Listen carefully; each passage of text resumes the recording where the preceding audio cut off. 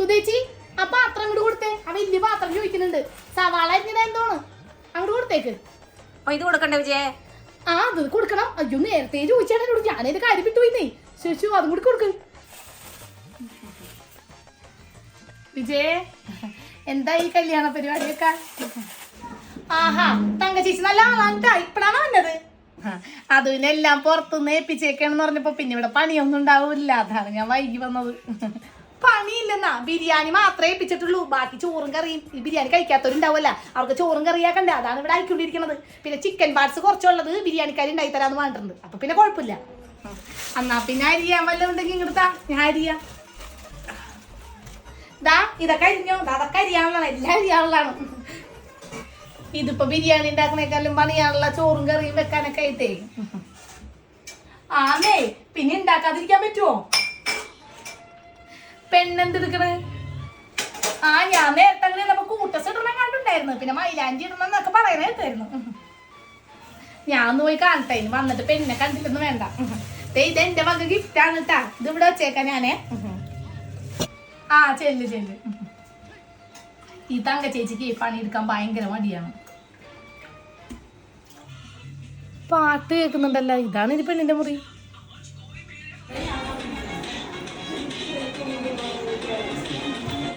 ഇതെന്താണ് ഡാൻസാ ഇവിടെ? മൈലാഞ്ചിക്ക് കളിക്കാനുള്ള പ്രാക്ടീസ് ആന്റി. ആ കളിച്ചോ കളിച്ചോ. ഹരിരാമരാജകഥ പാടി വന്നൊരു പൈങ്കിളി പെണ്ണല്ലേ, അങ്ങനെയല്ല നാമം. അതെങ്ങനെയായിരുന്നു? വയസ്സായപ്പോ എല്ലാം മറന്നു തുടങ്ങി. ഇപ്പോഴത്തെ പിള്ളേരുടെ ഓരോരോ പാഷനുകളെ, കല്യാണത്തിന് ഡാൻസ്, അതൊക്കെ നമ്മുടെ കാലത്ത്. എന്റെ ദൈവമേ, ഇപ്പോഴത്തെ പിള്ളേർക്ക് ഒരു ചമ്മല നാണവും ഇല്ല.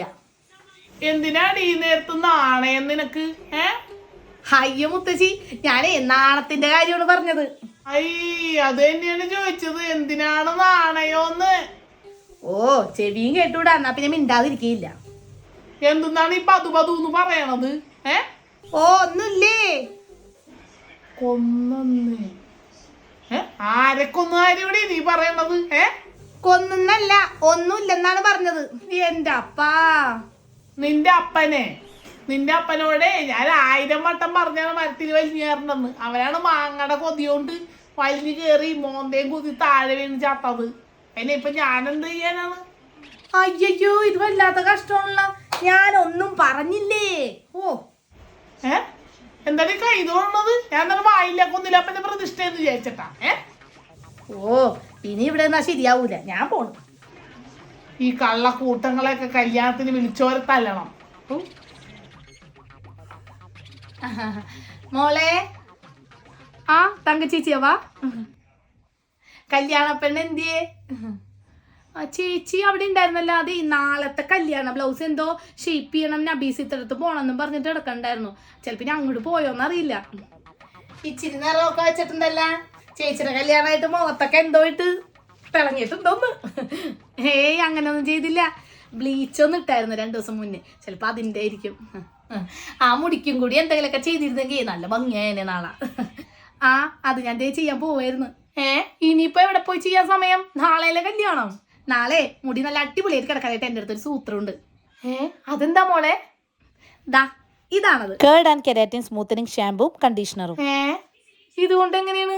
അതെ, കേർഡ് എന്ന് പറഞ്ഞ ഹെയറിന് ഏറ്റവും നല്ലതാണെന്ന് കേട്ടിട്ടില്ലേ? അതായത് നമ്മുടെ ഡ്രൈ റഫ് ആയിട്ടുള്ള മുടിക്കൊക്കെ, അതുപോലെ തന്നെ മുടി സ്മൂത്തനിങ് ചെയ്യാൻ ധാരാളം കെമിക്കലുള്ള ഷാമ്പുകൾ എല്ലാവരും ഉപയോഗിക്കാറുണ്ട്.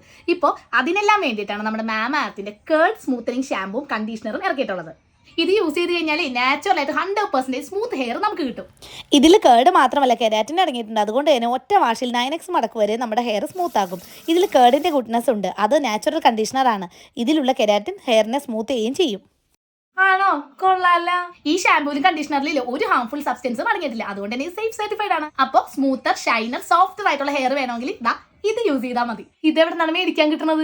ഇതേ ആമസോണിലും നൈക്കയിലും ഫ്ലിപ്കാർട്ടിലൊക്കെ അവൈലബിൾ ആണ്. അതുപോലെ തന്നെ ഇതിപ്പോൾ നിയറസ്റ്റ് സ്റ്റോഴ്സിലൊക്കെ അവൈലബിൾ ആണ്. അതുകൊണ്ട് തന്നെ അടുത്ത പ്രാവശ്യം ഈ ഒരു പ്രോഡക്റ്റ് കാണുകയാണെങ്കിൽ ഒരു കമന്റ് ഇട്ടേക്കണേ.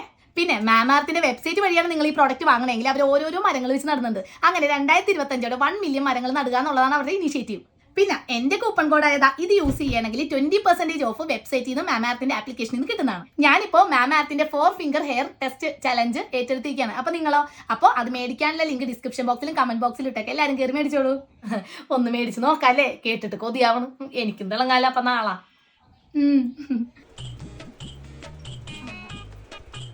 ആഹാ, എത്തിയല്ല മണവാട്ടിപ്പെണ്ണ്. ഇവിടെ ഇരിക്കി, ചോദിക്കട്ടെ. ആരൊക്കെ എന്തൊക്കെ തന്ന്? അത് ഈ മോതിരം മേടിച്ചാണ്, നല്ല ഭംഗിയുണ്ടല്ലോ. ഇത് കിട്ടിയതാണ്, അച്ഛന്റെ പഴയ ഫ്രണ്ട്സ് തന്നതാ. അപ്പൊ ഈ വളയോ? അത് മേടിച്ചതാ. അത് കൊള്ളാം, നന്നായിട്ടുണ്ട്, നല്ല പാഷൻ. അമ്മായി വന്നില്ലേ നിങ്ങടാ? ഇല്ല, അച്ഛൻ കല്യാണം വിളിക്കാൻ ചെന്നപ്പോ അന്നേരം അമ്മാവനുണ്ടായിരുന്നില്ലെന്നും പറഞ്ഞിട്ട് അമ്മായി പിണങ്ങിയിരിക്കുക. അപ്പൊ അമ്മാവനും വൈകിയാണെങ്കിലും വരുമായിരിക്കും. അവളെ ഏത് കല്യാണത്തിന് പിണങ്ങിയിരിക്കാറാണ് പതിവ്, എനിക്ക് ഓർമ്മയുണ്ട്. നല്ല ഒന്നും കൊടുക്കാതിരിക്കാൻ വേണ്ടിയാണ് ഈ കല്യാണത്തിന് 2 ദിവസം മുന്നേ എന്തേലും കാരണം ഉണ്ടാക്കി പിണങ്ങണതേ.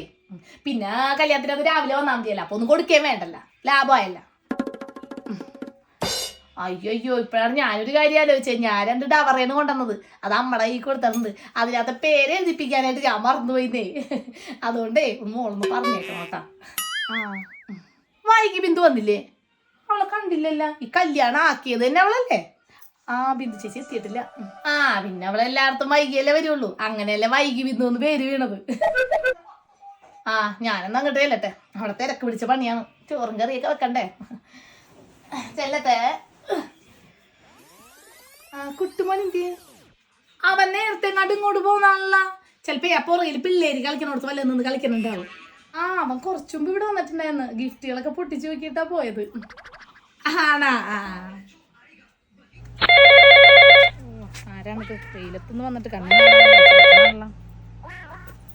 ഹലോ, ഞാൻ ദേ ഇവിടെ എത്തി. താഴെ എത്തിയിട്ടുണ്ട്. ഇനി മലമോട് കയറണം. ഇറങ്ങിയപ്പോൾ തന്നെ ഓട്ടോ കിട്ടി, നമ്മുടെ ഷാജിയുടെ ഓട്ടോ. അതിന് ഇങ്ങോട്ട് വന്ന്. അവനാണെങ്കിൽ 50 രൂപ മേടിച്ചോളൂ. അതിപ്പോൾ ലാഭമായി. ഞാൻ വൈകിട്ടേ ഇവിടെ നിന്നേ ഭക്ഷണം കഴിച്ചിട്ട് നിങ്ങൾക്കുള്ളത് കൊണ്ടുവരാം. ചിലപ്പോൾ എന്നെ കാണുമ്പോൾ ചേട്ടൻ നിങ്ങളെ വിളിക്കാൻ പറയും. അങ്ങനെയാണെങ്കിൽ വന്നോട്ടാ, വെറുതെ ഒരു ബിരിയാണിയും സദ്യയും കളയണ്ട. ശരി എന്നാ. കുറേ ആൾക്കാരുണ്ടെന്ന് തോന്നുന്നു. എന്തായാലും ചെന്ന പാടെ തന്നെ ഈ ഗിഫ്റ്റ് അങ്ങോട്ട് കൊടുത്തേക്കാം. അപ്പം പിന്നെ ആരാണ് തന്നേന്ന് അറിയാൻ പറ്റില്ല. വൈകുന്നേരം കുറേ ഗിഫ്റ്റും കിട്ടും. നാളെ പൊട്ടിക്കുമ്പോൾ ആരാണ് തന്നേന്ന് മനസ്സിലാവൂല. ആരടിയത്? വൈകി ബിന്ദു ആണാ? നിന്നെ കുറേ നാളായല്ലേ കണ്ടിട്ട്. കുറച്ച് തിരക്കായി പോയി, വീട് പണിയൊക്കെ ആയിരുന്നേ. നീ യൂട്യൂബ് ചാനൽ തുടങ്ങിയിട്ട് അതിൽ നിന്ന് കുറേ സമ്പാദിക്കേണ്ടത് കേട്ടല്ല? എന്ത് ചെറിയ ചെറിയ പൈസയൊക്കെ കിട്ടും. നമ്മുടെ യൂട്യൂബ് ചാനലൊക്കെ ആര് കാണാനാണ്? പിന്നെ പരസ്യങ്ങൾ ചെയ്യും ഇടക്ക്, അതിൻ്റെ ചെറിയ പൈസ കിട്ടുമ്പോൾ അത് വെച്ചാണ് ജീവിക്കണത്. എന്തായാലും നന്നായി. എൻ്റെ ചേട്ടനും പറയുന്നുണ്ടായിരുന്നു നമുക്കൊരു യൂട്യൂബ് ചാനൽ തുടങ്ങിയാലോ എന്ന്. എന്തോ വള്ളിക്കളസെന്ന് യൂട്യൂബ് ചാനലിന് പേരിടാതാണ് ചേട്ടൻ പറയട്ടെ. അതാവുമ്പോൾ ആർക്കും ഇല്ലാത്ത പേരാണല്ലോ. നല്ല പേര് തന്നെ. പിന്നെ ഒരിക്കൽ കേട്ടാ ആ പേരെന്തായാലും ആരും മറക്കൂല അല്ലേ? നാണില്ലാത്തവര്. ആദ്യം ഞങ്ങളുടെ വീട്ടുപേരിടാന്നാണ് വിചാരിച്ചതേ. അതേതാണ്? അത് പൊട്ടം വീട്ടിൽ യൂട്യൂബ് ചാനലിന്. പിന്നെ ചേട്ടൻ പറഞ്ഞ എല്ലാവരും അത് കളിയാക്കും, അത് വേണ്ടെന്ന് പറഞ്ഞു. ഈ വള്ളിക്കളസാവുമ്പോൾ എല്ലാവരും ഓർത്തിരിക്കുന്ന പേരല്ലേ അല്ലേ? എല്ലാവരും ഇടുന്നതാണ്, അവിടെ ആരും കളിയാക്കിയില്ല. അടിപൊളി. പോവാ.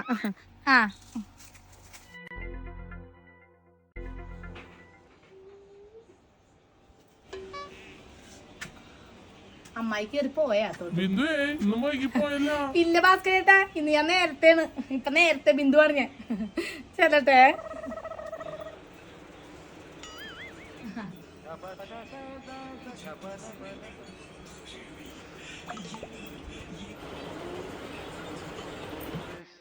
അമ്മാവൻ വന്നില്ലേ?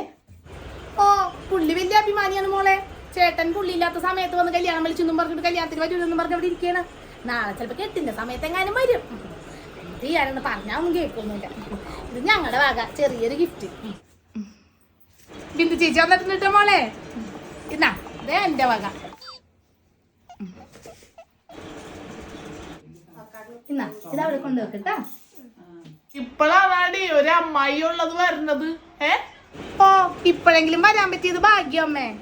കുണുകുണൂന്ന് പറയണ്ട, ഉറക്കെ പറയടി. അവല്ല ശരീരം പറയാനാണെങ്കിൽ അവക്ക് ഒടുക്കത്തെ തൊള്ളയാണ്. ഈ ചെക്കനെ തന്നെ കാണിക്കണത് നാണം കെടുത്തു. മോനെ എന്താണ് ഈ കാണിക്കണത്? നാളെയല്ലേ ഗിഫ്റ്റ് എല്ലാം പൊട്ടിക്കേണ്ടത് അല്ലേ? അവൻ രാവിലെ തുടങ്ങി എല്ലാരും കൊണ്ടുവന്നത് പൊട്ടിച്ചു നോക്കിയിരുന്നു. ഇറങ്ങി ഓടിയാലോ.